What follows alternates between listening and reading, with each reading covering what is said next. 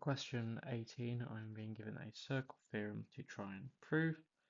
A and B are points on a circle and center is 0.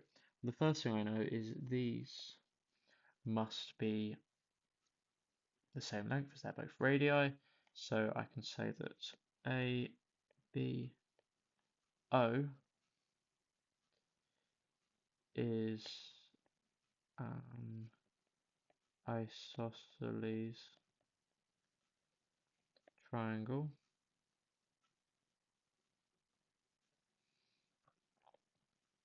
as OB and OA are radii. And that also means then that these angles here, so OBA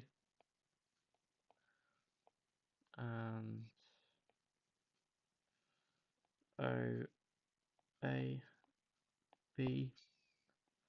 are equal because base angles in an isosceles triangle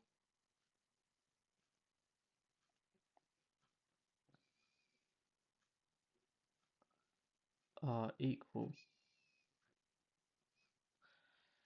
What this means is actually I can already work out those angles. I know that the total would be 180. I've already got x, so I'm going to take away x from 180. That is how many degrees are, or how many degrees are left total in the triangle. And then since those two angles are equal, I can say, well, both of these must be equal to 180 take away x over 2. Okay, next. DBC is a tangent to circle B, or at B, which means this must be 90 degrees. So I can say DBO is equal to 90 degrees as a tangent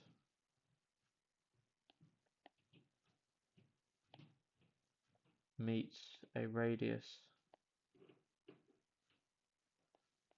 at 90 degrees. So now I've got my final step I need to do, which is actually answering the question. I've been asked to find the angle ABC, so it's this value in here. Now, I've been told it's half x, but let's not take that for granted. Let's just actually test. Well, first thing I'm going to notice is this angle would also be 90 degrees. So my missing value for ABC is going to be 90 take away the 180 minus x over 2 that I'd found before. And that will be my missing value for A, B, C.